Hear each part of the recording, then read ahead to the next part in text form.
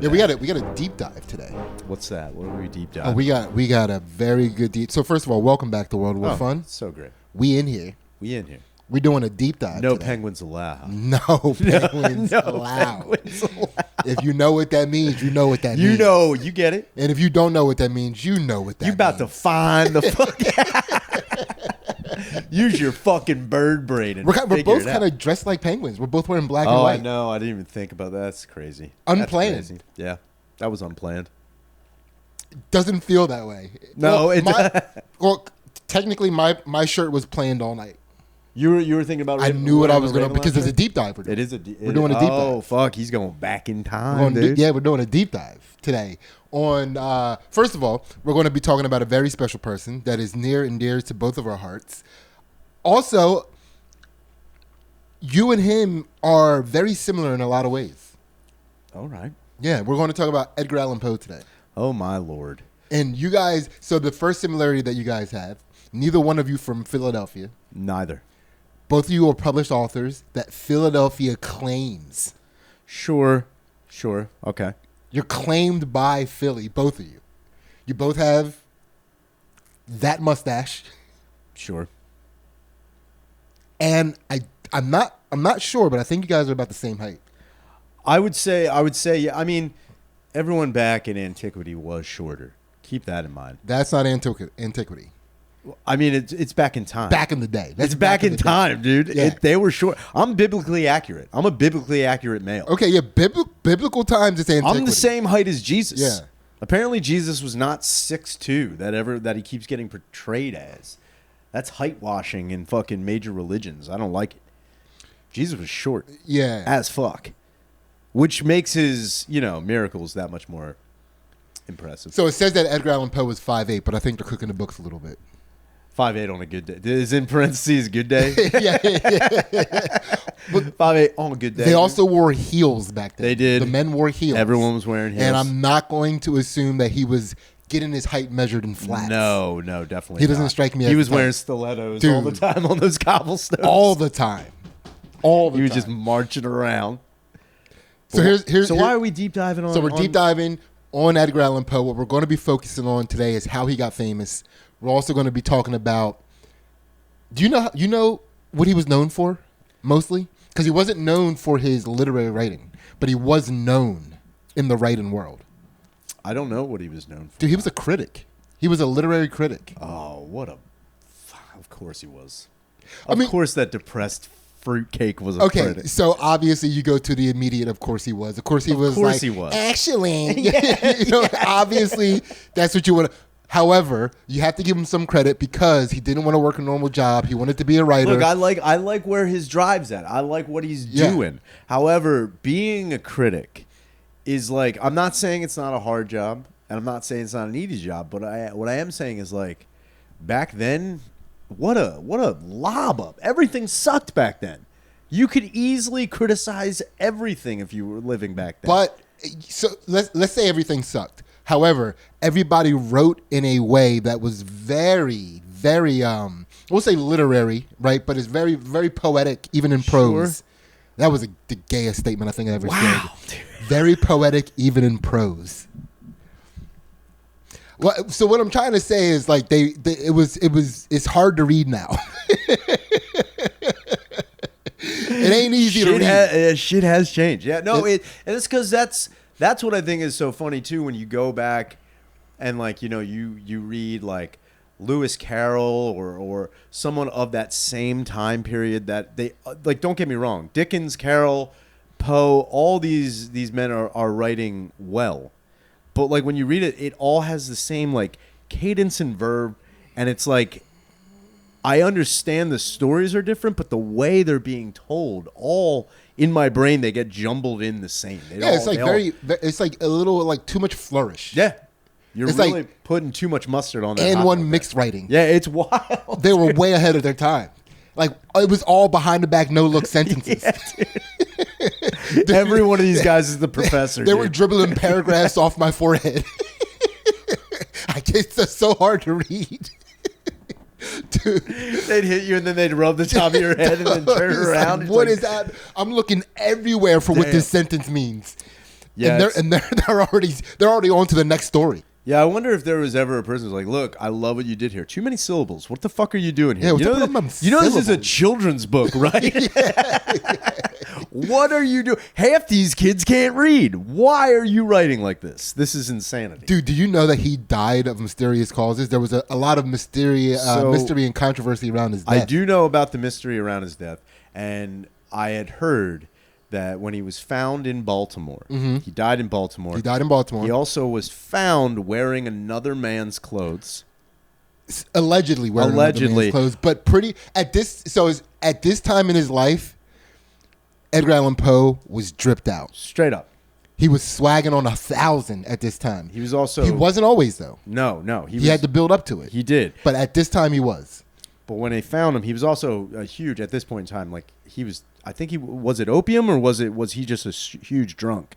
Because he was definitely abusing substances at some point in time in his life to an extent. Well, his alcohol abuse might be overstated.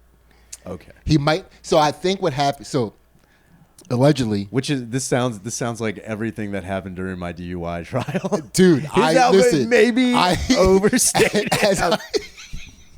I'm just going full Poe. Dude, I am actually Edgar Allan Poe's court-appointed deep diver.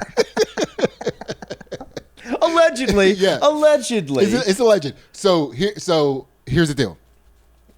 He might have been allergic to alcohol. Okay. And so... But he didn't know he was allergic to alcohol. So small amounts of alcohol put him loopy and queasy, right? Yeah. So he looked like a lush, but really he was just sipping on that thing. He was just sipping on that thing. Like a glass of wine would ruin his day. Wine? I'm pretty sure oh, look at this motherfucker. Can't even handle gasoline. Everyone was drinking the worst shit. Absinthe? He was crushing absinthe. Yeah, that'll do it. Maybe not crushing, maybe sipping absinthe. But he's got a little bit of the absinthe syrup, and he's just falling over. Dude, he was sipping on that scissor. Yeah, big time. Edgar Allan Poe had quite a lean. Dude, he was the leaniest of leaners for his time. But again, I don't think it wasn't his fault. No, it's just times, man. It wasn't his fault. God gave him a head start to drunkenness. He really did. Yeah. he really kicked him in the ass across the finish line of that. He was already at the finish line when everybody was starting. Just like, I'm getting wild.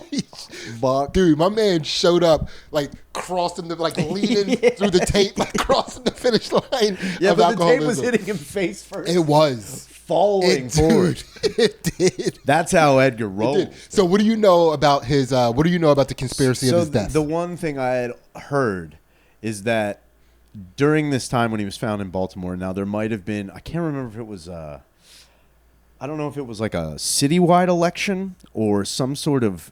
Okay. This is the conspiracy. So October 3rd was election day. Election day. So he was found either the day after or it was 4 days after. When they found him in different clothing. Now, a popular thing to do. This is back when there was no electoral college. It was just how many votes you can get, and a popular thing to do. And they actually they don't touch on how it happened with Edgar Allan Poe, but in the movie Gangs of New York, they do show people taking derelicts and drunkards. It's called cooping. Cooping. So they were like, "Yo, this is what we're going to do. You're going to go vote once, then you're going to get a haircut, and you're going to go vote again. And then you come back, we're going to shave you, then you're going to go vote again."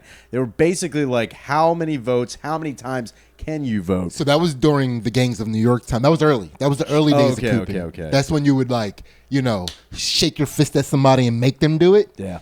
But it was getting harder and harder. So what they started doing is they started drugging and pouring alcohol in people's throats, getting them blackout drunk, and then dragging them from polling station to polling station and putting different clothes on them. I don't know why they were doing that. I think that seemed like a little. I mean, it seems like a little much, but I guarantee there was one guy like, you were in here 3 hours ago wearing that same double-breasted jacket as everybody else. That's fair, but they also took him to different. They were taking people to different polling stations. Just changing them? Dude, changing them in between. So that just seems a little bit... it seems like that whoever was doing that had some proclivities. Yeah, somebody was like, yo, let's change your clothes. Like, why? Yeah. You're like, I just... Yeah, guys, we should look at his underwear. Huh? What? No? What? Put him in a mesh crop top. Yeah. Let's get wild. Let's get him naked. Hey guys, after we make him vote here, we should get him naked. Why do you keep bringing that up? Look, we can't keep changing them. We'll put clothes on him before we get him to the next station. I'm not showing up naked. I'm just saying we take his clothes off. Like in between, right? like the ride there. And then we massage him a little bit. You know how it goes, right? Look, are we monsters or are we men? Come on, we're trying to get the vote, dude. We've got to have some diplomacy here. More than likely, he got caught up in that. Yeah, right? That's what I think happened. And also, too, at this time, like you could be famous and nobody would know what you look like. Yeah. So they probably didn't even know he was Edgar Allan Poe. Yeah. Also, wasn't really famous at the time. He was known but not in literary circles. Sure. The Raven had already popped a little bit. Yeah. It made him more popular in literary circles, but he didn't get famous until after his death, and there's a very specific reason why. What was the reason? Dog, his ops. His ops made him famous. So he had an op named R.H. Griswold, or Rufus Griswold was his name. Also a writer. Sure. Hated Edgar Allan Poe. You know, and the thing with Edgar Allan Poe is if you know Edgar, I'm pretty sure he was pretty easy to hate. I'm pretty sure he was a hateable guy. According to all of the things that Griswold said about him, yes. Yeah, I'm pretty sure he was a fucking morose, fucking party killer, wet blanket piece of shit. That is exactly what Griswold said about him. Maybe word for word. I guarantee it. Yeah. Someone was like, yo, I was having a good day until Edgar Allan Poe showed up, bitching about his dead 13-year-old cousin wife. What a fruitcake. Shut the fuck up, dude. That didn't help. Yeah, not at all. That didn't help. Not at all. Also, did you know that they lied on the marriage certificate for him to get married to her? Instead of saying that she was 13, they fudged the stats a little bit. How old do you think they said she was? Well, if they fudged it, maybe someone was, undiagnosed dyslexic and they put 31. Close. 21. 21. But like, why not just 18? Yeah, do you know what I mean? Why try to pass the 13-year-old? She wanted a little bit of them apps. She wanted to go out. She wanted to go. Edgar Allan Poe was like, look, if I got my bitch with me, I need it to be legal when I go into these bars. She's drinking. Not only is she drinking, she's going out to buy my alcohol. He needs to send her to the store. Make sure you bring back the correct change, little bitch, girl. I'm writing. Go get me some absinthe. He's sending your 13-year-old wife to the bar to get you absinthe is crazy. That's crazy. You just see a little hand come up on the bar. Edgar Allan Poe's wife is back. Oh, goddamn. What is she doing little here? white gloved hand. Yeah. Placing coins on the bar. Getting a nice warm six-pack of carrying the absinthe on top of her head. Just like a big jug of absinthe. Yeah. I can't keep doing this. Yeah, this tiny little lady. 21 is what they fudged her stats as. I mean, you got to think of like how many stats like that were fudged. So probably most of them. Probably most of them. But also, you would think that she had to have some attribute that made her age be able to be fudged to 21. Do you know what I mean? She might have been stacked. She could have been a busty little 13-year-old. She's a little busty. She could have been a little busty. And nobody talks about it because everybody else knew she was 13. Look, I want to talk about your stacked wife, but I'm just gonna go. Dude, how old are those tits? Both of them are 13. Both of those tits are 13. Griswold's like, you see the set on Poe's fucking 13-year-old wife. This is bullshit. So Griswold and Poe, their beef happened because Griswold was a writer. Mm-hmm. He wrote this. He published an anthology of poets. Okay. He collected a bunch of poets, put it in a book, and published that book. Griswold was a writer. He was also a writer. But was this anthology's collection? Was it a major claim to fame, or was it also? It was something. It was big. This was big because it was like a collection of all the best poets. Sure. Do you know what I mean? It was a mixtape. I mean, I appreciate his DJ skills on this. For sure. He definitely produced a banger. Yes, he did. But it is wild when you I can't tell you Can you tell me one DJ Green Lantern song that he hasn't fudged with? No. No, you can't. I don't know. Can you name one Rufus Griswold literary thing that he did? He wrote a detective story, but that's not why. Why is Poe's bitch's wife so Dude, big? let's get to the bottom of these tits. And the cover's just a big magnifying glass over big ass 13-year-old tits. Yeah, like what is? Yeah.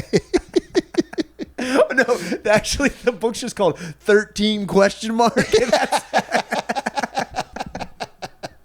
a mystery. What is this? Yeah. Who done it? Dude, Poe was included in this anthology. Okay. Right? However, as a critic, Poe thought that he included some whack-ass poets in there. Oh. And that's what his criticism. Can't you just be happy, dude? But he's a critic. Yeah, but you could. He has to critic. You know? No, see, that's the thing with critics, man. I get that you gotta criticize. Yeah. But you can also shut the fuck up. You could shut the fuck up, but that doesn't pay the bills. Ah, man. You got to get your name out there. And shutting the fuck up doesn't get your name out there as a critic, right? So not only did he complain that there were some lackluster poets in there, he also claimed that Griswold unfairly favored poets from New England in that. Ah, I see. Poe didn't even like the New England accent in writing. He was like, get that shit out of here. They all sound retarded. He hated it. So Poe's pissed. Poe's pissed. He wrote that criticism. Griswold did not take it well. Of course he did. Did not take it well. Also, there's some more beef between the two of them, right? A hoe. Oh, of course it is. Right? So there was this lady poet named Frances Sargent, what was her last name? Osgood. Okay. Sounds sick. Doesn't it sound pretty sick? Francis Sargent Osgood. Yummy. I like what's going on there. Yum. Yo, how old you? How old are your tits? Yo, I just need to know. 13 question mark? Yo, let me card them tits real quick. Dude, a titty bouncer just sitting outside. It's just like... I'm pretty sure Griswold was like, please be 21 on paper. Please, Oh my God, please oh be my 21 God. on paper. Please be 21 on paper. I don't need to be just like him. So she was a cutie Sure. at the time, and she was also a very talented writer. I didn't really look up any of her stuff, Sure. but apparently she was a talented writer. According to Oz. According to Griswold. I mean, here's the thing. He favoring the pussy. Griswold was into her. Uh-huh. Poe was into her as well. Oh, no. Allegedly, Poe had an encounter with her, and then he used that encounter to start spreading rumors about physical things that they had done. And Griswold was like, no! He didn't like it. Griswold did not want to be Eskimo brothers with Poe. Dude, because he hated Poe so much that anything that Poe touched was sullied. Sure. I mean, you don't want to... Edgar Allan Poe strikes me as the type of dude that if once he fucks a chick, they get sad. Oh, he saddens them. Yes, He just saddens them. I've never seen a frowning pussy, but I can't imagine what it'd be like, Dude. for fucking Griswold. Be like, God damn it! Now that pussy's morose. He's the reason that the racial stereotype that Asian women have slanted vaginas. They weren't Asian women. He was banging white women into sadness. He gave them slanted eyes and slanted vaginas. He made them look like sad Asian women. Oh man, making pussies depressed is like that's so Poe. Now you might be 100% right about this, because here's the deal. Now this also, a lot of these rumors, a lot of the things that we know about Poe, the bad things, are because of Griswold. Of course, because he was trying to tarnish Poe's reputation after his death, right? Which has got to be easier to do than anything. Like tarnishing someone's reputation after their death is the easiest thing to do in the world. You would think. He made him famous, though. He did it so wrong. Backfired. Yeah, it backfired so bad. Damn it. Because what have you even heard of Griswold before? I've never heard of Griswold. Griswold was more famous than Poe in their lifetime. All right. And now, man, don't even know who Griswold is. Nope. The reason why Poe is famous, you don't even know who he is. So one of the rumors that he spread about Edgar Allan Poe is that he was impotent. Damn. And he would just like, he couldn't, Yo, and he just limp dick Poe and just made women even sadder. Edgar Allan No Grow. You know what I'm talking about. Like, damn, Grizz, calm down. He's like, nah, I'm tired of this limp dick son of a bitch writing. Yeah, so I'm gonna thrash him. All these rumors were going around. Griswold was trying to cut the rumors off and reestablish the reputation of Frances Sargent, who was also married, by the way. Okay. But he wanted to bang her. Man. All right. She was giving up that Osgood. Sure. And he wanted it. He wanted it. He wanted it. But Edgar, now, is there any confirmation, or is it all Edgar Allan Poe's sad writings that he had banged Osgood? Nobody believes it. It's all Edgar Allan Poe's Sure. rumors and writings. Gotcha. Because there was another chick, Ellen something, who was another writer at the time. She was trying to help reestablish Frances's good name as well. Sure. So she demanded that Poe give up the letters that Frances Sargent wrote to Poe. Okay. To prove that there was nothing to I listen. just like you as a friend. You're so fun to hang out with and talk to. Sincerely, your homie, Frances Sargent. And they're just pictures of fist pumping. It's like, yeah, that's not someone you're fucking. That's not someone you're fucking. Yeah. That's a buddy. Right? That's a buddy. That's a buddy. It's a buddy. But Damn. Obviously the writing, the letters never got uncovered. But that's the thing, though. I'm pretty sure if, like back then, if a woman takes time to write you a letter, it's kind of like, you know, some dudes now, if a woman just says hello, they're like, shit. She wants to fuck. Oh, calm down, bitch. I'm married. Yo. Whoa, you put pen to paper? Yeah. Damn, girl, you thirsty. Yeah. You're thirsty like as hell. a door going into a Wawa for a chick and she says thank you and you're like, chick, I was just holding a door. Relax. Don't get your panties messed up. Relax. Okay? Also, how old are them tits? Look, my 13-year-old wife is right over there. Okay? Relax. Take it easy. I'm kind of spoken for. She's actually not old enough to speak. She hasn't learned vowels yet. She's very young. She's done, you know, her brain, titties, 21. Brain, maybe 12. Yeah. So Griswold was in like staunch competition with Poe. Okay. And at some point, Poe was the editor of like a literary magazine. Okay. Griswold took his job and demanded that he would only take that job if he was paid more than Poe. So he got the job and he got the higher salary. And then he was like, take that, Poe. I mean, that's one way to do it. That's one way to do it. He couldn't get the lady. He got the job. He got the job, which Yeah. I'm pretty sure he also thought will then get the bitches. Obviously. I think that's exactly that's what... how Poe's getting the bitches. Because he's not getting it with his limp biscuit. No, dude, he's not. That weird droopy face. No. But, by the way, looked just like his penis. I could only imagine weird, it was terrible. That was his face was his erect penis. Oh, his weird, droopy, flaccid penis. Edgar Allan Poe's terrible dick. Dude, it was a terrible... I can only imagine. By the way, that was Griswold's most famous writing. Edgar Allan Poe's terrible dick. It's the worst. It's the worst. It's the worst dick ever. Right? So, a lot of hate going on. Now Poe's getting close to his death. Like he's things aren't going well. His tiny wife dies of tuberculosis. Sure. Right? Also, part of that effect, because, you know, allegedly Poe had a lot of affairs while he had that 13-year-old. You know how it is. Yeah. Oh, dude. I found this out. The nickname that Poe had for his wife, do you know what it is? It's terrible. It's a terrible nickname. And was it Kiddo? Dude, it's worse than that. And no matter what guess you have, you can do the worst possible guess. It will be worse than that. Like, what could be the worst possible nickname that he has for his wife? Infant. Dude, so here's the deal. I'm going to tell you why it's so bad. Allegedly, not only was it his 13-year-old cousin that he married, but she lived with him since she was a little kid. Now that's kind of subjective because he married her at a little kid. So it's really hard to know what that means. What does that mean? But, what? I would imagine I started courting her the day she was born. That's basically what happened, right? Edgar. Gross. So I'm going to say at least 6. Okay. from 6 to 13. Or 7. 6 or 7. You know, did they flub those numbers too? You're saying 6. She was 7. Yeah, she was. Dude. Let's take it easy. Dude, give me some slack here. I'm Edgar Allan Poe, damn it. You think I'm just going to start flirting with a 6-year-old? I've got standards, okay? Right? Got some morals. standards. So, marries her at 13. She died at 26, so they were married for 13 years until her death. And he had a very specific nickname that he called her. Sissy. All right.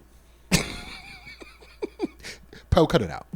I mean, you're kind of, it's on the nose. It's too on the nose here. Dude. Now, some people said they had a very beautiful relationship, and a lot of people said that their relationship was like familial. Like brother and sister or father and daughter. Or cousins. Or, just regular cousins. Yeah, regular first cousins. You guys have a really strong relationship. It's almost like you're related or something. Like, shut up. Dude. Well, you guys have the same mustache. Wait, Poe, is that you in the background of this picture the day she's born? Yeah.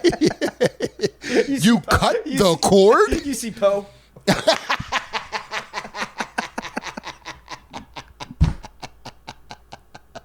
Dog. He's got sunglasses on. Dude, seeing an infant born and your first word being damn. That's crazy work. Word. Dude. Yeah, that's bad. Poe was a hound. What a gross piece of shit. Gross, right? Well, it was a different time. It doesn't matter. Look. No, I agree with you. I agree with you 100%. I can appreciate it was a different time. For sure. I can appreciate in the way that I'm like, yes, it was. And was it a standard that people were going through? Yeah, dude, I'm pretty sure we can shit on Edgar Allan Poe. Yes, we can. Mm-hmm. And you feel free. But when you think about the amount of other people that were marrying 13-year-old children, oh, yeah. It's kind of that's just, look, I'm not saying that's just what you did, but that's what you did. That's like what if you went back in time, like, man, these Neanderthals are gross for eating shit. It's like, that's just what they ate. That's what they ate.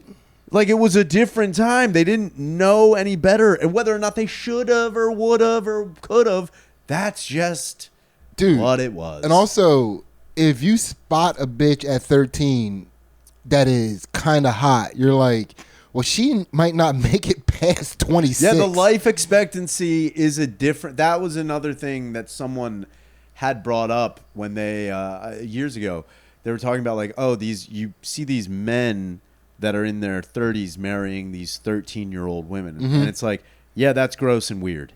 Yeah. However, I didn't know it comes with a weird however, these men, the women that were of the same age as them, mm-hmm. were either dead or dying. Yeah. That was the problem. Yeah, he was 27 when they got married. How old was he when he died? 30, 32? He was I think 46 or 49. He was all right, that's way older. Mid 40s. Yeah. All right. He lived I mean, because he lived for some years after her death. Sure. That's what got him up there. That's what put he was like he was like 40 when she died. Gotcha. Ew. 40, 41. Well, it's like when you hear about that and people are like, oh, why would they marry?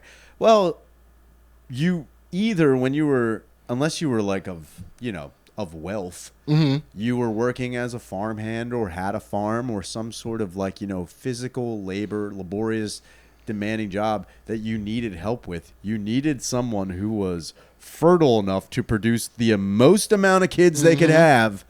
Also knowing people are like, why did they have so many kids back then? Because some of them kids is going to die. Yeah, especially the girls. Or be snatched up. Yeah, dude.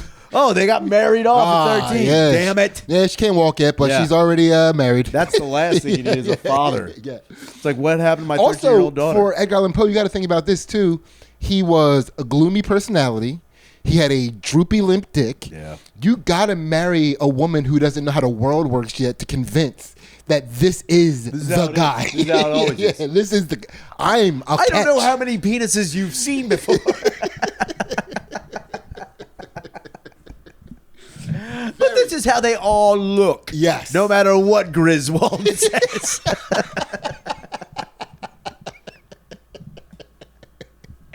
He's a liar. Yeah. Sissy. Absolute liar. Sissy, listen to me. Yeah. My penis is the only penis that you'll ever see, and that's how all the penises look. End of story. Now go to the bar and buy me some absinthe. Yeah. You're 21 now. With no ID, by the way. Yeah, There were no ID. IDs. I mean, you probably back then. I don't know when I do not know when drinking ages got instituted in America. No, me either. I don't know, but I do know it was more like same thing with driving. Before driver's licenses were like implemented in America, it was kind of like, can you drive a car? Mm-hmm.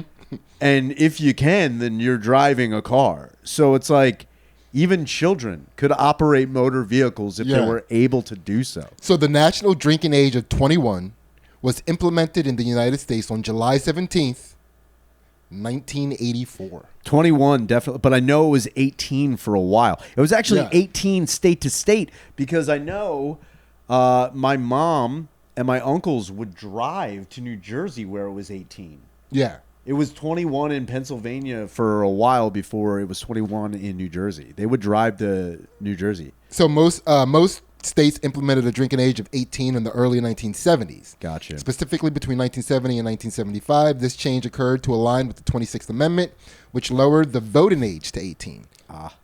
So we got to get them drunk. What was the voting age before that? Probably 21. Oh, all right. Yeah. Makes sense. So here's the deal. Even though Griswold was Poe's op, sure, as Poe was, getting up there in age, 46, he was like, you know what, he's going to be my literary executor. I'm going to make my op my literary executor. That means when I pass, he kind of he's in control of all of my work. He can do whatever he wants with it, whatever he sees fit. What? Why would you do that to your ops? Why would you do that? Because it obligates your op to you for the rest of eternity, right? So I think Poe was trying to stick it to him a little bit. Sure. Like, now you got homework. He gave him a bunch of homework after his death. But like back then, it would be very easy to just, I would say most of, if not all, of Poe's literary work, with the exception of it being already in mass-produced print, is hard copy. Sure. You just burn it all. Well, no, but here's the deal. He was master of the mixtape, Griswold.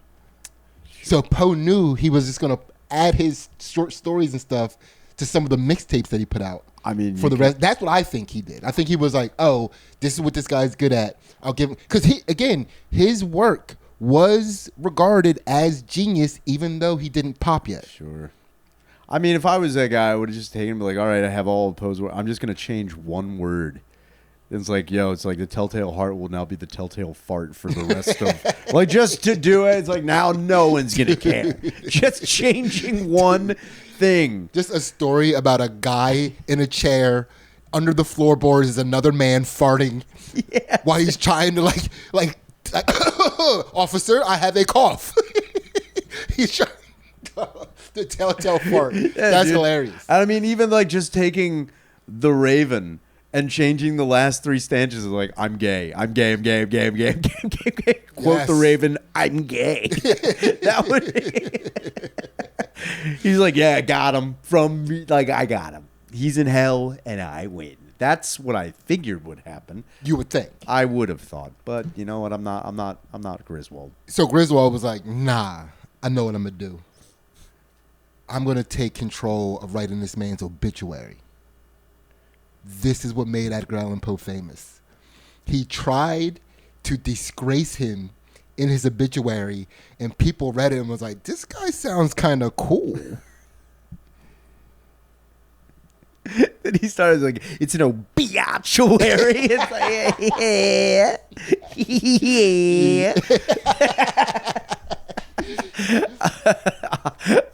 Griswold just like, yeah. Got him. Got him. Dude, he was dropping bar after bar on this obituary. But yeah, I guess he tried to make him sound like shit, but everyone was like, yo, that's actually pretty sick. Dude, he sounds like the sickest guy in America. He's the coolest. Wild. Like this, I mean, because degeneracy wasn't necessarily frowned upon back then. Yeah, I guess so. And he tried to really paint and that's another thing that people need to realize. Like, polite society, people don't always want to be down with it. No. Only polite society thinks people want to be down with polite society. People wanted to be down with the Poe. He was a Poe boy. People wanted to be Poe boys. No, so we're going to read some of this obituary. Oh, yes. It is crazy. And so it starts off kind of normal. Well, actually, the first paragraph kind of makes you think that, oh, he's about to go in. But then the subsequent paragraphs kind of doesn't seem that way until it gets towards the end. That's when he really lets Poe have it. So here's how it starts. You ready? First sentence. Edgar Allan Poe is dead. Period. Boom. Got him. You're welcome. Edgar Allan Poe is dead. Period. Fuck y'all. Shit. All right, I gotta take that out. So Edgar Allan Poe is dead. He died in Baltimore the day before yesterday. This announcement will startle many, but few will be grieved by it. Not many of you will care. Yo, a lot of you gonna be shocked. Yeah. None of you give a fuck. You're like, no, it's you're surprised, not sad. I'm surprised, not sad though. Yeah. The poet was well known personally or by reputation in all this country. He had readers in England and in several of the states of continental Europe. But he had few or no friends. And the regrets for his death will be suggested principally by the consideration that in him, literary art has lost one of its most brilliant but erratic stars. Damn. I mean, that's a really good backhanded compliment. Dog, right off the bat. Seriously. That's right a really good, bat. Like, oh, he's brilliant, but he's... And so, but then... Nobody liked this guy. The average person is like, ooh, he's mysterious. Yeah, sure, yeah. He's already shrouded in mystery. And he's international? Dude, he's the international man of mystery. I've never left this town. Never once. Never once. I'm afraid to go 2 miles away from this river. This river sustains me. I heard this gaslight is haunted. Yeah. I can't go anywhere. Yeah, crazy, right? Yeah, that's so already off the bat. Now, the next paragraph, he just gets into some of the the history of his family and stuff. Sure. Edgar Allan Poe, he came from he actually comes from not a wealthy family, but a family that was in theater. Like his mom and dad were both in theater. Okay. His mom and dad kind of died early. And then he was adopted by a guy of the last name Allen. Okay. That's where. So Allen I'm assuming he was Edgar Poe at some point. He was. He's Edgar Poe. So his Edgar Allan Poe is actually a hyphenated last name. Well, not necessarily hyphen. He just added Allen to his name. Got it. Like I don't know what his middle name ever was, but he made his middle name. See, Allen. This is where Griswold is like, Edgar bitch. Found out middle name bitch. Yeah. So they both died a few weeks of each other of consumption, which wasn't alcoholism back then. It's just too much. It was just like they just couldn't take it anymore. Couldn't hang at all. Yeah. His mom and dad died of can't even. They just can't even. Died of consumption. All right. So that's when Mr. Allen and his family took him in. He had no children, and he was regarded his son as his heir. He regarded like Edgar Allan Poe as his heir. Sure. Until later on, when he met a woman, probably a young lady, had a kid with that young lady, And then it was like Poe was no longer there. He gave everything to that kid. Oh. But that happened later on in life. So Poe was like, dude, he was like, I'm about to, dude, I'm collected, dude. And then he had another, and he hated. Poe hated his young wife. They argued all the time. Hated his young wife? Alan's young Oh, wife. Alan's. I was like, damn, man, that's crazy to marry a 13-year-old like this fucking asshole. You believe this kid? A 13-year-old bitch. Who'd have thought a 13-year-old girl wouldn't be annoying? Insane. Yeah. So Poe traveled the world a little bit. He went to Russia. You know, he did a bunch of different things out of the country. Gotcha. Ended up coming back. He went to the military academy. Went to West Point for a little bit. And could you imagine Poe in the military? No. That sounds awful. No. Just like I don't know anything about. I really don't know anything about Edgar Allan Poe's physique. Mm-hmm. So the only thing I can go on is like by old lithographs I've seen of him, old photographs I've seen of him, drawings I've seen him. That guy looks like he couldn't do shit in the military. Yeah. He seemed like it looks like he always had scoliosis. Oh, yeah. Like it doesn't, like nothing, hunched shoulders, you know, that's not the guy you want in a foxhole with you. No, and he left. Yeah, of course. He left. He was like, I'm going to go write for a living. I can't do this. Oh, man. So he came out and he ended up winning a writing competition. Good for him. Right? But here's the thing. Like, everybody, and I've looked at other people's writing of what they say about him winning his first writing competition, which kind of like made Poe realize, like, I can do this. Right? But allegedly, it was unanimously decided that the prizes should be paid to the first of geniuses who had written legibly. Oh. Is what they say. The guys who were like gone over all the entries, they were like, listen, this handwriting, I can't read any of this shit. The first person who has legible handwriting. The first person I can read wins. They win. Now, allegedly, Edgar Allan Poe had sick handwriting. Great handwriting. And you know what, man? That's in a world...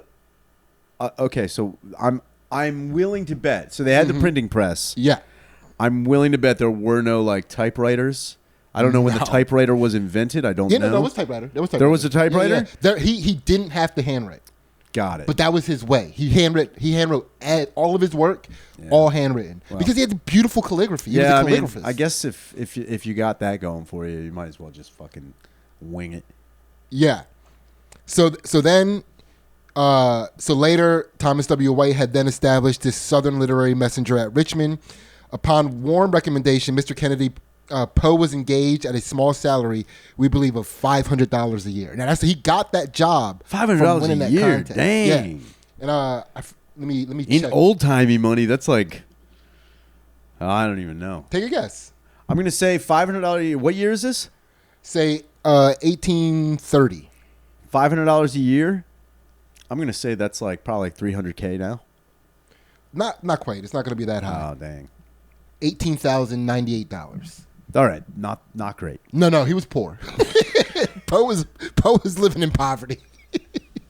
But you know what? I got that Poe brain when I hear like, yo, $500 a year, baby, we made it. We made it. And she 13, she ain't got to eat a lot. She needs nothing. She needs literally nothing. All her clothes are hand-me-downs. I've been stealing her clothes from dead child brides all over here. How do you think I'm so creepy? I go into them cribs. No, he goes in. He goes into the cribs. By the way, get on our Patreon. Yeah, get on it. Get on our Patreon. It's an amazing deal. You get a bonus episode, a secret unreleased episode, become part of the community, all for just $3. And you'll hear more about Edgar Allan Poe's creepy 13-year-old marriage. It is gross as hell. All right. So now he moves to Philadelphia. He ends up marrying his wife. And the way that he says it in the obituary is he says that he marries a woman that is as poor as he was. He's shitting on his dead 13-year-old wife. Damn, Grizz, take it easy. Yeah. So his wife died in 1847 at Fordham, near this city. Okay. And some of our readers will remember the paragraphs in the papers of the time upon his destitute condition. So at the time that his wife died, he was poor. Yeah, he was poor as hell. And not making that $500. Everybody's talking about it. So Poe lived quietly and with an income from his literary labor sufficient for his support. A few weeks ago, he proceeded to Richmond, Virginia, where he lectured upon the poetical character, and it was understood by some of his correspondents here that he was this week to be married to a new chick, most advantageously to a lady of that city, a widow to whom he had been previously engaged with while a student in the university. Okay. All right. Right? A lady. Right? 10. So now he starts getting into some of the descriptions of Edgar Allan Poe. So now he's going to talk about the man. Keep in mind, this is his obituary. That's like so important to remember for all of this going forward. This guy's dead. This is a dead man being eulogized by his ops. I like it. Right? So, about Poe.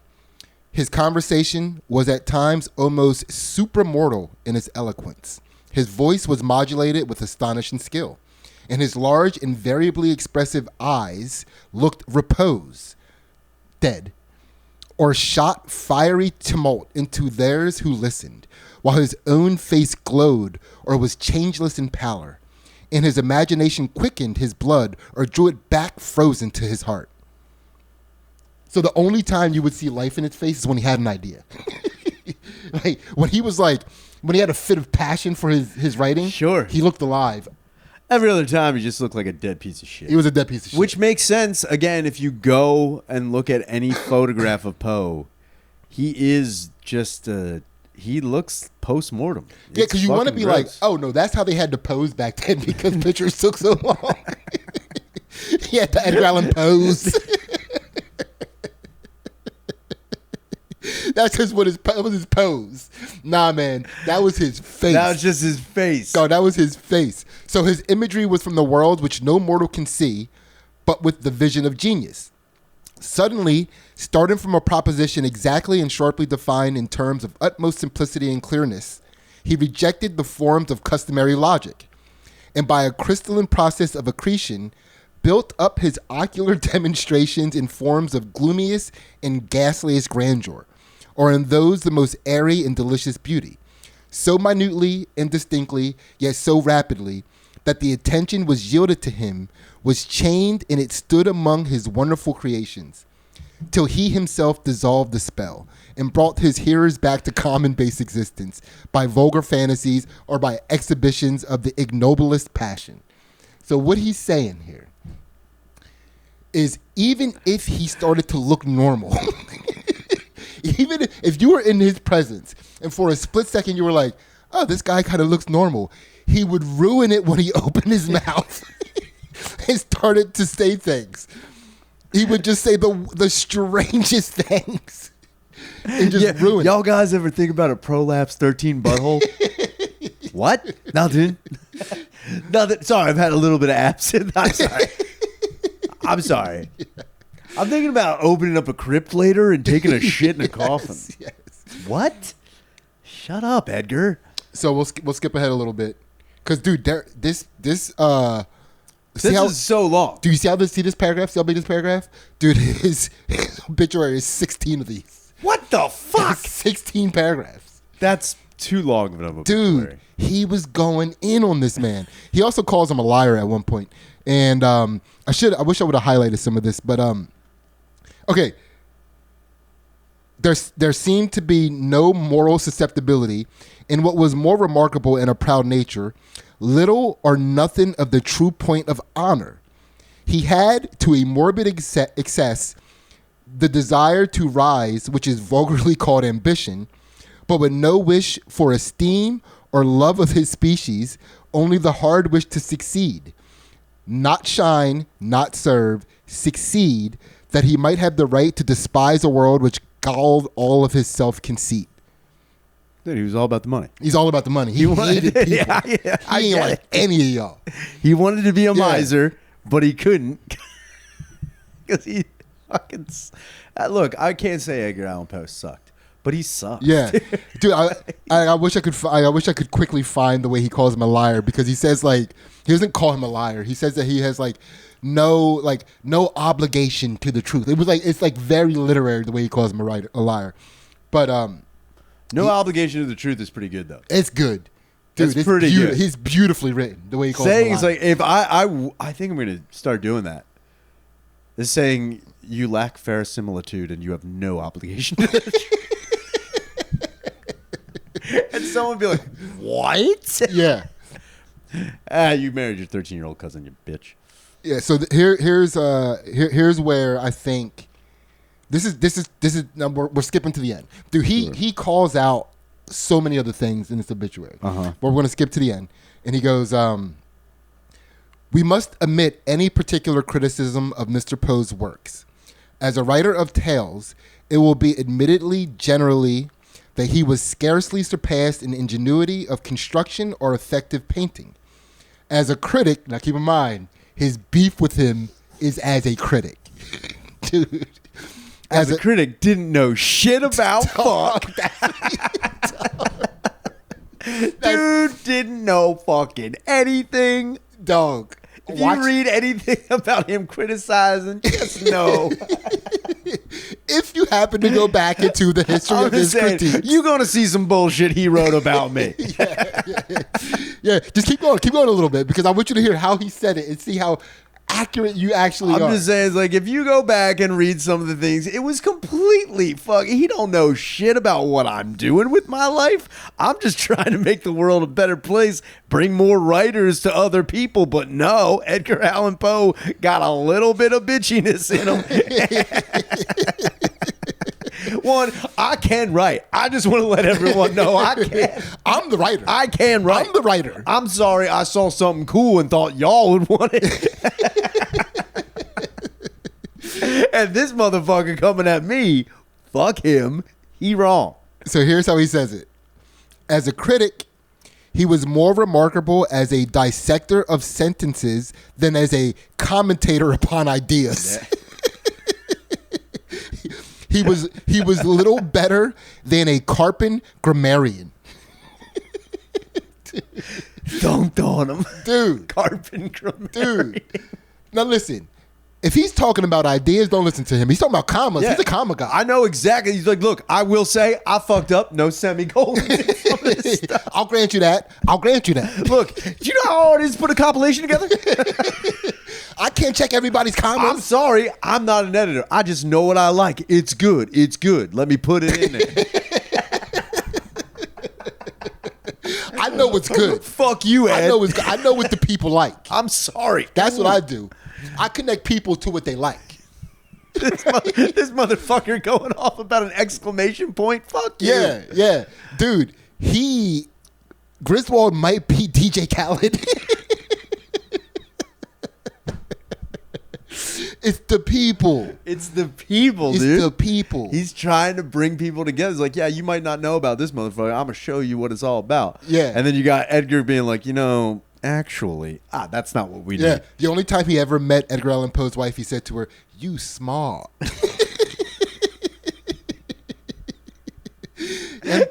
And then when she died, and Edgar's like, "I'm going to marry a 10-year-old." He's like, "Another one." Another one? Don't do that. Another one. Marry someone actually 21, Edgar. So then he hits him with, and this is what so as a poet, he will retain a most honorable rank. Of his Raven, Mr. Willis observes that in his opinion, it is the most effective single example of fugitive poetry ever published in this country. And is unsurpassed in English poetry for subtle conception, masterly ingenuity of versification, and consistent sustaining of imaginative lift. Sure. In poetry, as in prose, he was most successful in the metaphysical treatment of the passions. His poems are constructed with wonderful ingenuity and finished with consummate art. They illustrate a morbid sensitiveness of feeling, a shadowy and gloomy imagination, and a taste almost faultless in the apprehension of that sort of beauty most agreeable to his temper. The boy could write. He was a shitty pervert. There's no, you know what? One thing that's always kind of not griped me about Edgar Allan Poe. It's not even Poe. It's like most writers, I would say, of the 18, like, and it sucks too, because like you're trying to see it through their eyes and try to, like, you know, live vicariously through their words about what they find terrifying and scary and what may be, you know, in a realm of horror. But it a lot of, look, I'm not saying The Raven isn't beautifully written. Yeah. But I am go ahead. But I am going to say it's not how people have talked about, like, man, it really struck fear into the hearts of people. I'm like, I really don't understand. Like, even then, going back and looking, like, I don't get how that could have been a thing. I really don't understand. Yeah. So this was, so real quick about The Raven. It was groundbreaking. That rhyme scheme that became so copied after his time. The cadence, I get it. That was the first time that cadence dropped. It was almost like I'm trying to think of, like, musically, like, so one of the biggest groundbreaking things that I remember musically is when the Michael Jackson, Janet Jackson video "Scream" came out. Okay, that was big. I remember. And people were like, "There's never been a video like this before."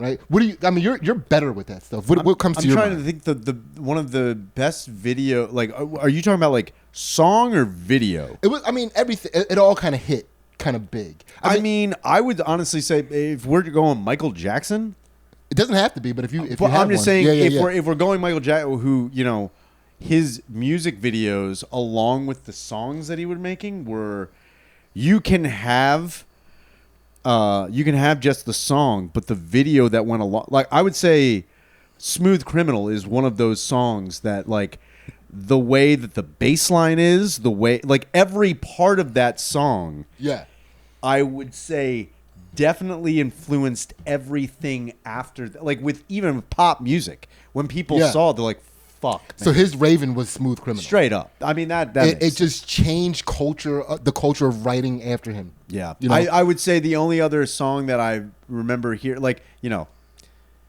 on the radio and being like, man, that must have blown people's minds in not only the way it was done, how it was done, and then the length of the song. Bohemian Rhapsody by Queen is like a song where I'm pretty sure when that came out, people were like, I didn't know you could do that.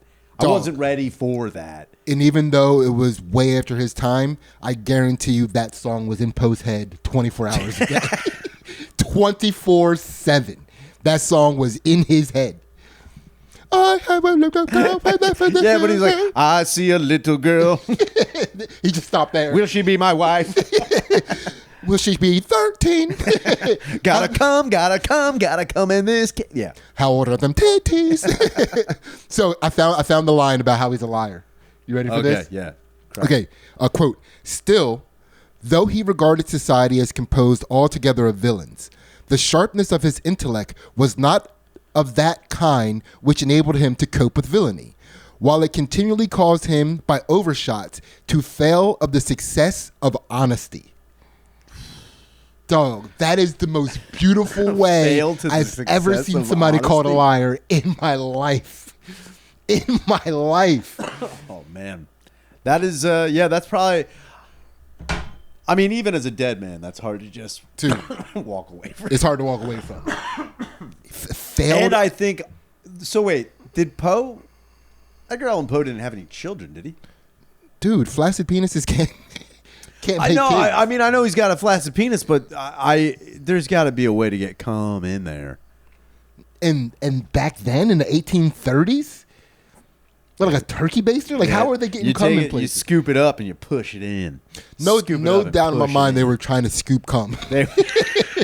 No doubt in my mind they were scooping cum. I'm pretty sure his 13-year he had a spoon and he's like... That's probably how you claim the 13-year-old. He would splash a little bit of cum on her. Like, that's mine, Mark. Caught it. Caught it.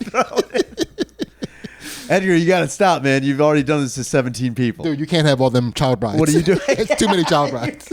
Too many child brides. That's what the limit was. It wasn't the age limit. It was the limit on how many 13-year-olds you could claim. You could only claim 16. Yeah, at the most. That's the way it has. So wait, now Griswold writes this obituary. Mm-hmm. I mean, it's a slam dunk for Grizz. Sure. In his mind. Uh-huh. How long after the obituary is, printed, circulated? Dog, it was almost instantaneously. Damn. He blew him up almost instantaneously. So much so that people were going crazy. Like artists all across the world after this started reading his work and then making portraits and like paintings of his work. Yeah. All right. And that's what blew him up. And that's kind of funny in the way that, visual aspect of a story can change the entire feeling and popularity of said story. That's kind of how I mean about, like, even with Smooth Criminal. Like, the musical element of it is amazing, but, like, when I hear that song, I don't think of, like, I'm not building in my head what is happening. Yeah. I'm seeing the video for the song, and it's like, I'm pretty sure even if you were to read, The Telltale Heart or The Pit and the Pendulum or, Annabelle Lee, all of those things that Poe has written, you can go back and be like, oh, well, here's the illustration somebody fucking made for that is now just permanently grafted to it. It's the same thing with and it also, this goes back to Griswold too. I'm pretty sure Grizz, whom of which we don't know any fucking works he's done other than the compilation that he's made. And I refuse to learn. I'm a Poe guy. Poe's my guy. I'm Team Poe. I'm a Poe-ho, dude. I'm a Poe-ho. But Griswold, I'm willing to bet, after he made that compilation, somebody who read or saw or maybe worked loosely with him decided to draw some illustrations along with said compilation. Yeah. And really all you remember is the illustrations that go along with the compilation. And it's the same thing. Do you know who Alvin Schwartz is? No. So Alvin Schwartz in the 80s compiled a bunch of, and this is the only thing I can say. He did a great job compiling all these stories, and he did a pretty good job editing them for children. Yeah. He compiled all the scary stories to tell in the dark. Oh. That's who Alvin Schwartz is. Now, Alvin Schwartz, as famous as he is, and as well known as that book series is, and it changed everyone's lives, and kids loved it. When you think of scary stories to tell in the dark, you're not really thinking of the stories. You're thinking of the illustrations done by Stephen Gammell, which are the things that you think of even when you hear the title of the story. Yeah. You're like, yeah, I know what the haunted house is, but I'm thinking of the illustration that Stephen Gammell put in the book. And it's wild when you think about it. I mean, even with the stories of like Edgar Allan Poe, people who you can't get a whole story tattooed on you. Yeah. You can get the illustration that somebody made connected to the story, and it's like, again, I'm not knocking Griswold's ability to, make a banger mixtape. He did a good job, and I'm pretty sure that you can probably find that somewhere. I'm pretty sure the compilation is still out there, and it's a collection of poems and whatever. And even Alvin Schwartz, when he did Scary Stories to Tell in the Dark, it doesn't say by Alvin Schwartz. It says collected by, compiled by, illustrations by Stephen Gammell. So it's like he kind of crushed it on that. Yeah, dude. There was a time before all this stuff escalated. He still had beef with Griswold. Poe asked Griswold for a loan of $50 so he could start his own literary magazine, and Griswold was like, "I'll give you 25." Dang. For giving him money, but not all the money. Dude, is so funny. It's so funny. Motherfucker, do it with half. Yeah, I give you half. I give you half. I ain't giving you all that. Don't you make $500 a year? Motherfucker, aren't What you making $18,000 a year for? Like, come on, man. Yeah. $500. I know you got that fucking 13-year-old wife. $50 is almost $2,000. It's like $1,900. That's wild, dude. But like again, that just goes to show you too. Like if I had $2,000, I don't know how much, like how many literary magazines I could get out. I don't know how many literary magazines I could get out now, because you have to also think of like that's just for maybe printing. But it all goes up by like the amount of words you have now, the amount of pages you have. Well, now. he was handwriting. He was handwriting shit. Yeah. Like, oh, you're handwriting. What do you need 2,000 for? He's like, I'm drunk, dude. Like, I got a 13-year-old wife at home who won't shut the fuck up. She keeps talking. I don't even know what Pokemon are. She will not stop talking about them. The 2000s to send her to boarding school. I'm just trying to get her out of the house. Yeah, she had to go to like finishing school. Yeah. She is improper. It is. Wow. Dude, she sucks in polite society. You'd think this 13-year-old would have a little bit more know-how how the world works. She eats dessert with a salad fork, man. We gotta do something about this. Also, obviously we're at the end. Obviously, sure. We did it. We did. Right? We definitely did. So Poe died in 1849, right? Okay. Have you been checking the timeline as we've been going through this historical deep dive? Have you been looking at the timeline and placing him in a historical context or not? Well, I have not. 1849. God damn it. Dude, so just for the listeners and viewers, I went through I hand wrote Hold on. a beautiful timeline that is on a whiteboard in front of us. Edgar Allan Poe wrote a beautiful timeline for us to do these historical deep dives and place things in historical context. So 1840. So we got 1844 up there. Mm-hmm. So the Morse code is out. Yeah, the telegraph is out. Telegraph's out. Which was used to like spread the like his obituary. So he imagine telegraphing. Dude, he died at a time when he could blow up. He went viral. He couldn't even go viral if he would have died 5 years sooner. Dude, I guarantee there was a guy like moral opposition to the truth. Just like, Dude, imagine how many dashes that is. Like, damn. Just losing it. I think there was one guy with one headphone on, just like, yeah. So he got to experience a little bit of indoor plumbing. Sure. At fancy hotels and stuff. Wow. You know, he was traveling. He was hitting them hotels. He got to experience a little bit of that. There was some electricity, although you had to be rich to have it. So all of his stuff that was still by candlelight. He didn't get the phone though. No phone. No phone. No phone for Edgar Allan Poe, which, in a way, is beneficial to Edgar Allan Poe. Yeah. Because imagine talking to that guy on the phone, dude. Yeah, I gotta go, dude. He's like, well, I mean. Yo, wait, dog, Poe, call me nevermore. How about that? How about that? Hold on, I've got this other story about how a boy dies. It's like, oh my God. Last thing, he was mostly what was attributed to his writing was detective stories. Sure, yeah. Yeah, Auguste Dupin was his, I don't know how to, it's Augustus? No, Auguste. Auguste, okay. Or Auguste, Dupin, Dupin. That was his Sherlock Holmes. Oh, Auguste. So anytime you see a reference to like a detective with the last name Dupin. Was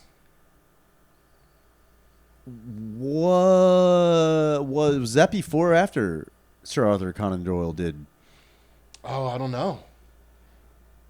Like, was that before or after Sherlock Holmes?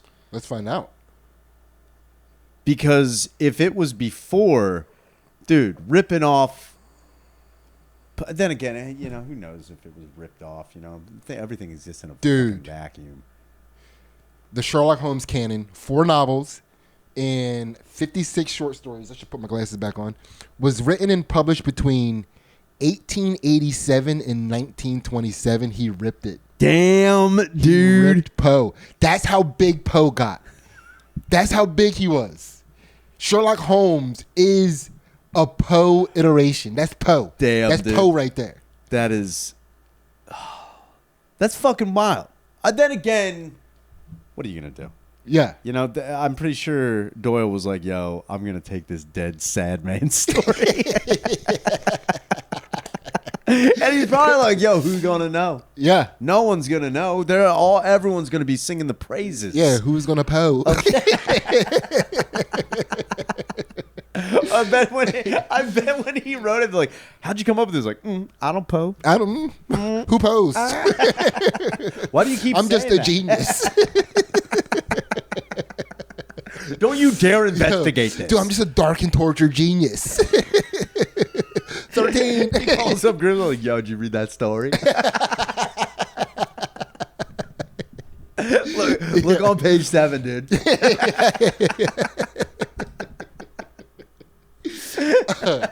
Dude, we did it. We what a deep dive that was. Was that fun? That was great. That was a good deep dive, and we learned so much. Yeah. About one of America's saddest, child brideiest. Yeah.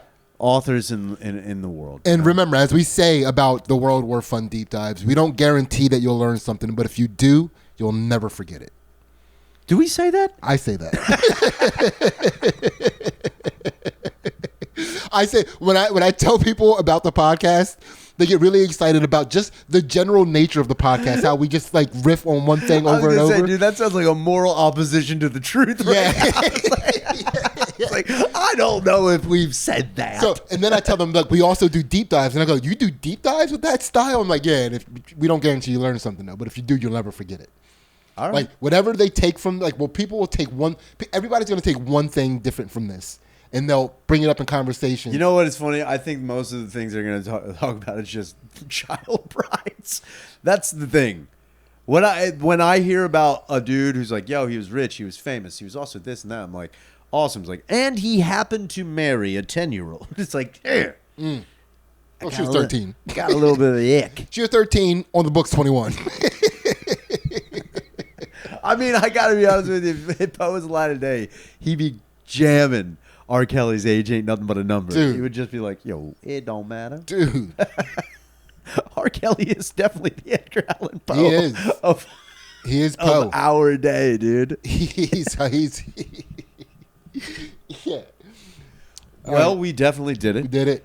We declared war on the world of Edgar Allan Poe, which, you know, I'm glad we learned about. I'm glad we figured this stuff out. I knew enough about him, but I didn't know all. I definitely did not know anything about Griswold. I didn't know anything about that fucking dude. I didn't know who the fuck that was. And that just also goes to show you how well that obituary did not work for Griswold at all. And also, Poe was able to blow up posthumously during Griswold's life. He watched him blow up. Dog, he hated the end of his life. Damn, that's gotta suck. Poe won. He did win. He did win. And you know what? You can win by joining the Patreon. Like we said before, you get a bonus episode, a secret unreleased episode. You become part of the community, all for just $3. It's an incredible deal. And if you're into books, if you're into the way things are written, check out the book Solomon. Is it as good as The Raven? It's better than The Raven. It's better than The Raven. I'm sorry, it's better than The Raven. It's better than Raven. Look, I don't want to knock Edgar Allan Poe, but it's better than The Raven. I mean, you can't knock him. You guys are both writers, not from Philly, but claimed by Philly. You guys have that in common. Sure. You know what? I'm planning on marrying my 13-year-old. You know what? I'm planning on marrying her. I got to get a 13-year-old cousin, but I'm pretty sure I can figure that out. You can also get your wife, your girlfriend, some new tits. Oh yeah. Some young. Oh man, tits. that was 13-year-old tits. Yeah. That's also a weird thing to think about. How some ladies have 13-year-old, like adult women with 13-year-old tits. Dude, Poe is rolling over in his grave, just like I could have been doing this the whole time. Make sure you check us out at Soul Joel's on September 5th. We're going to be doing a show there. It's going to be an amazing time. We do this every Sunday. I've been watching it. This has been Sidney Gantt. This has been wonderful fun, and we will see you next time. God bless.